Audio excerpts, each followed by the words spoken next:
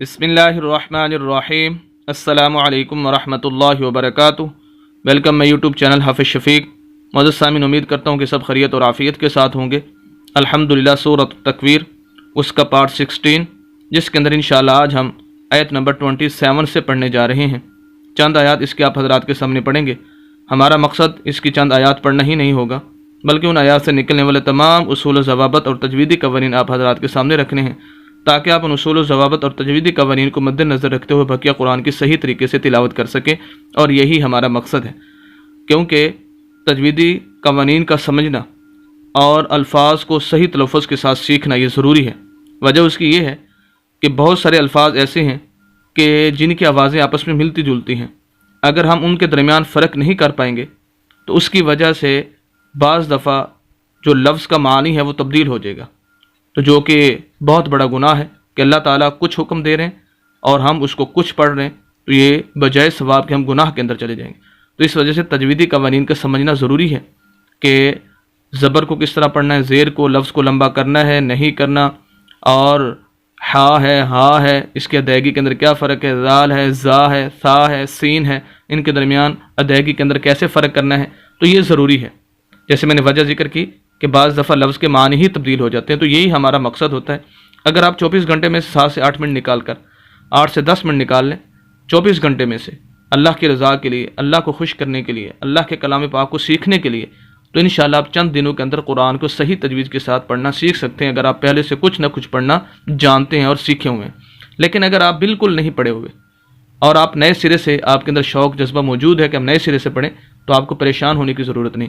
الحمدللہ اسی چینل پر پورا نورانی قاعدہ لفظ بہ لفظ اور تجوید کے ساتھ موجود ہے، اور اسی کے ساتھ الحمدللہ تقریباً پونا پارا 30 پارا، آخری پارا 30واں پارا، وہ پونا پارا تقریباً انہی تجویدی اصول اور ضوابط کے ساتھ موجود ہے۔ آپ چینل پر آئیے، ویڈیوز کو سنیے، نورانی قاعدے کو سمجھیے، انشاءاللہ آپ قرآن کو چند دنوں کے اندر صحیح تجوید کے ساتھ پڑھنا سیکھ سکتے ہیں، جو کہ ہر مسلمان کے لیے پڑھنا اور سیکھنا ضروری ہے۔ کسی قسم کی ہیلپ کی ضرورت ہو تو الحمدللہ بندہ ناچیز اللہ کی رضا کے لیے فی سبیل اللہ حاضر ہے، اور آپ کی ہیلپ کرے گا، مدد کرے گا۔ اسی کے ساتھ آپ کی فیملی، آپ کے دوستوں، آپ کے جاننے والوں میں سے کوئی بھی اگر آن لائن قرآن شریف پڑھنا چاہتا ہو تو اس کی سہولت بھی موجود ہے۔ اور آپ حضرات سے جو آخری درخواست ہے وہ یہی ہے کہ میرے چینل کو سبسکرائب بھی کیجیے، اور صدقہ جاریہ سمجھ کر شیئر بھی کیجیے۔ صدقہ جاریہ سمجھ کر جب آپ شیئر کریں گے تو آپ بھی میرے ساتھ برابر کے ثواب کے اندر شریک ہو جائیں گے، اور یہ وہ ثواب ہے، صدقہ جاریہ وہ ہوتا ہے کہ جب آپ دنیا کے اندر رہیں یا نہ رہیں، آپ کے نامہ اعمال کے اندر آپ کا ثواب لکھا جاتا رہے گا۔ تو بہرحال آئیے آج کا سبق شروع کرتے ہیں۔ اعوذ باللہ من الشیطان الرجیم، بسم اللہ الرحمن الرحیم۔ سورۃ التکویر آیت نمبر 27۔ ان هو الا ذکر للعالمین۔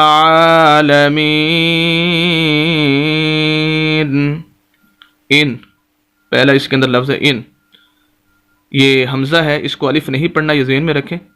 الف وہ ہوتا ہے جو ہر حرکت سے خالی ہو، یعنی اوپر نیچے کوئی حرکت موجود نہ ہو، اس کے وہ الف ہوتا ہے۔ جیسے اوپر نیچے کوئی حرکت آ جاتی ہے، زبر زیر پیش، دو زبر دو زیر دو پیش، جزم شد، کسی بھی شکل کے اندر کوئی چیز آ جاتی ہے تو پھر وہ حمزہ بن جاتا ہے، الف نہیں۔ اس وجہ سے اس کو ہم حمزہ پڑھیں گے، الف نہیں پڑھیں گے۔ اس کو ہم ملائیں گے نون کے ساتھ۔ وجہ اس کی یہ کہ نون ساکن ہے، اس کا نام سکون بھی ہے، اس کا نام جزم بھی ہے۔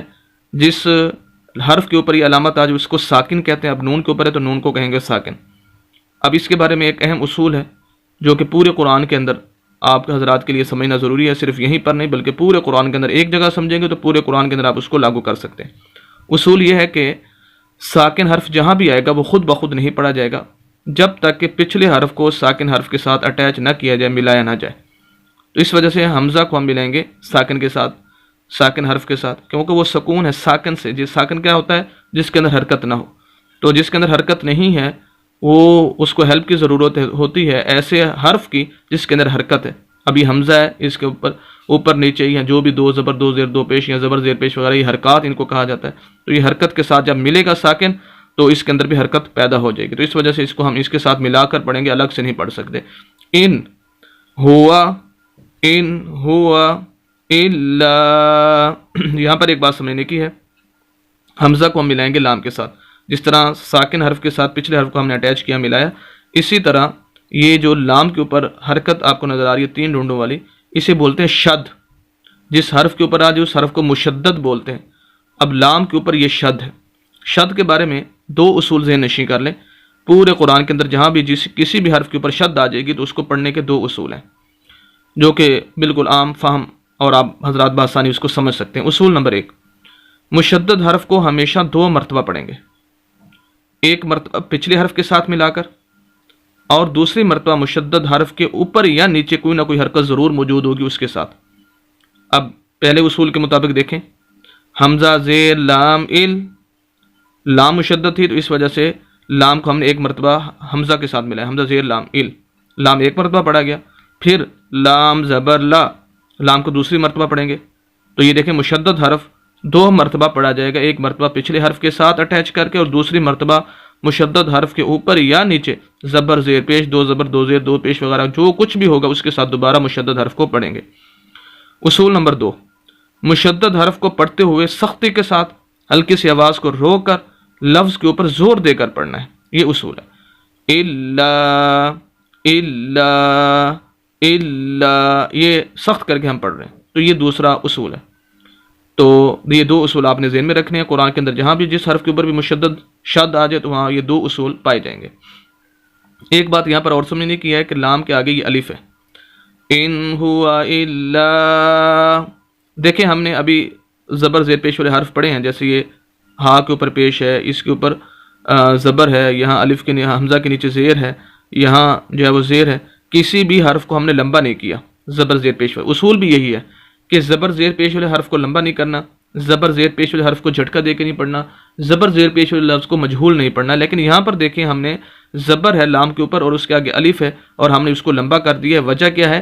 یہ ذہن میں رکھیں کہ یہ اصول اپنی جگہ بالکل درست ہے کہ زبر زیر پیش والے لفظ کو لمبا نہیں کرنا ہوتا، لیکن جب حروف مدہ میں سے جو کہ الف مدہ، واو مدہ اور یا مدہ 3 حروف ہیں حروف مدہ، ان میں سے کوئی حرف زبر زیر پیش کے بعد آ جائے تو پھر زبر زیر پیش والے حرف کو لمبا کرنا ضروری ہوتا ہے، جیسے کہ یہاں پر الف مدہ ہے لام کے بعد، اس وجہ سے لام کو لمبا کیا جا رہا ہے۔ اب حروف مدہ 3 جیسے میں نے ابھی بتایا، واو الف، الف واو اور یا، یہ 3 حروف مدہ ہیں۔ اگر آپ پوری ڈیٹیل ان کی دیکھنا چاہتے ہو تو چینل پر مستقل ویڈیو موجود ہے، وہاں جا کر آپ دیکھ سکتے ہیں، مختصراً یہاں پر میں نے عرض کر دیا۔ اب الف مدہ کیا ہوتا ہے؟ ہر وہ الف جس کے پچھلے حرف کے اوپر زبر آ جائے الف مدہ کہلاتا ہے۔ پورے قرآن کے اندر جہاں بھی الف سے پچھلے حرف کے اوپر زبر آ جائے گا الف مدہ کہلائے گا، اور ایسے حرف کو جس کے آگے الف ہوگا الف مدہ ہوگا اس کو لمبا کر کے پڑھنا ہوگا، پچھلا حرف چاہے جو بھی ہو اس کے اوپر زبر کا ہونا ضروری ہے۔ ان ہوا الا ذکر لل، زال زیر کاف ذکر، زال کو کاف کے ساتھ کیونکہ کاف ساکن ہے، ڈیٹیل پیچھے بتا چکا ہوں۔ را اس کو ہم ملائیں گے لام کے ساتھ کیونکہ لام مشدد ہے، لیکن را کے بارے میں خود پہلے سمجھ لیجئے کہ را کے اوپر زبر اور پیش، یا 2 زبر 2 پیش، یعنی جو بھی حرکات اوپر ہوں گی، جب اوپر ہوں تو را موٹا پڑا جائے گا، اگر زیر اور 2 زیر را کے نیچے آ جائیں تو پھر را باریک پڑا جاتا ہے، کیونکہ کچھ حروف تو وہ ہیں جو بالکل ہمیشہ ہی موٹے پڑے جاتے ہیں، جیسے قاف ہے، طا ہے، غین ہے، تو یہ تو وہ حروف ہوتے ہیں جو موٹے پڑے جاتے ہیں۔ لیکن کچھ حروف ایسے ہیں جس کے اندر را اور لام 2 حروف ہیں، جب ان کے اوپر زبر اور پیش آ جائیں یا 2 زبر 2 پیش آ جائے تو پھر یہ موٹے پڑے جاتے ہیں، زیر اور 2 زیر یعنی نیچے حرکت آنے کی صورت میں پھر یہ باریک پڑے جاتے ہیں۔ تو یہاں پر اوپر اس وجہ سے را کو موٹا پڑھیں گے اور را کو ملائیں گے لام کے ساتھ، لام مشدد ہے، لام کو 2 مرتبہ پڑھیں گے، ایک مرتبہ را کے ساتھ اور دوسری مرتبہ لام کے نیچے خود زیر ہے، پھر اسی زیر کو اسی لام کی زیر کو ملائیں گے لام کے ساتھ آگے کیونکہ لام ساکن ہے، تو ہو جائے گا ذکر لل، ذکر، کاف باریک پڑھنا ہے، یہ کاف باریک ہے، ذکر لل، را کو موٹا، ذکر لل، لام کو سخت کر کے اور لام کو آگے ملانا ہے، عالمین، عین کے اوپر کھڑی زبر، کھڑی زبر کھڑی زبر الٹا پیش 3 حرکتیں ہوتی ہیں، جس حرف کے اوپر نیچے آ جائے اس حرف کو لمبا کرتے ہیں، عالمین، نیم زیر یامی، جیسے الف مدہ کے بارے میں آپ نے سمجھا بھی، یہ یا مدہ ہے، یہاں پر ہر وہ یا ساکن جس کے پچھلے حرف کے نیچے زیر ہو، یا کا ساکن ہونا ضروری ہے اور پچھلا حرف چاہے جو بھی ہو اس کے نیچے زیر کا ہونا ضروری ہے، اسے ہم یا مدہ کہیں گے، اور ایسے لفظ کو جس کے آگے یا ہوگی اس کو لمبا کریں گے، میم کے آگے ہے تو میم کو لمبا کر کے پڑھیں گے، عالمین، آخری حرف نون ہے، وقف کے لیے ہم اس کو ساکن کر دیں گے اور یہی اصول ہے، زبر زیر پیش اس کی ختم ہو جائے گی تو جس طرح یا کے اوپر جزم ہے اسی طرح نون کے اوپر بھی آ جائے گی، تو عالمین سے ہو جائے گا عالمین. پوری آیت.